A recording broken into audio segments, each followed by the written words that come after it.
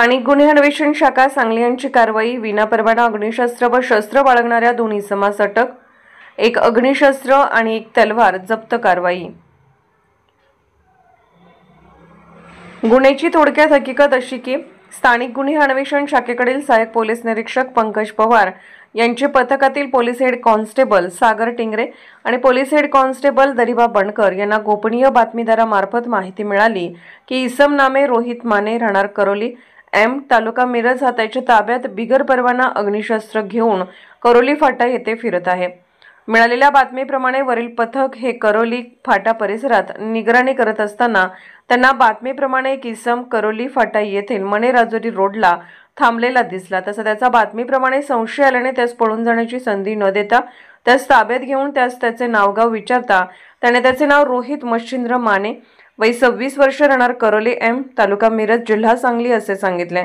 यावेळी सहाय्यक पोलीस निरीक्षक पंकज पवार यांनी त्यास त्याचे अंगझडतीचा उद्देश कळवून पंचांसमक्ष अंगझडती घेतली असता त्याच्या कमरेला एक गावठी बनावटीचे लोखंडी अग्निशस्त्र मिळून आले। सहाय्यक पोलीस निरीक्षक पंकज पवार यांनी त्यास त्यांच्याकडे शस्त्र बाळगण्याचा परवाना आहे काय असे विचारले असता त्याने परवाना नसल्याचे सांगितले।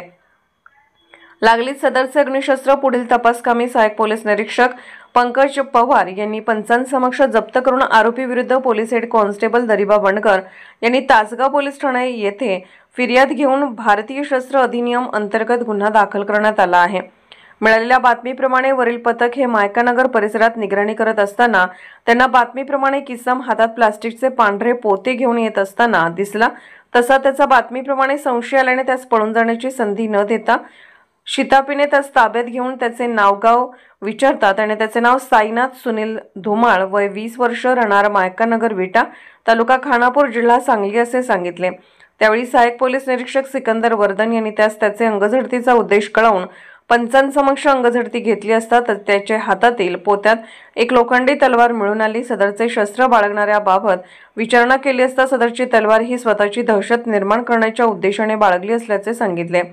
लागलीच सदरचे शस्त्र पुढील तपासकामी सहाय्यक पोलीस निरीक्षक सिकंदर वर्धन यांनी पंचांसमक्ष जप्त करून आरोपी विरुद्ध police head constable Suryakant Salunke यांनी विटा पोलीस ठाणे येथे फिर्याद देऊन भारतीय शस्त्र अधिनियम अंतर्गत गुन्हा दाखल करण्यात आला आहे।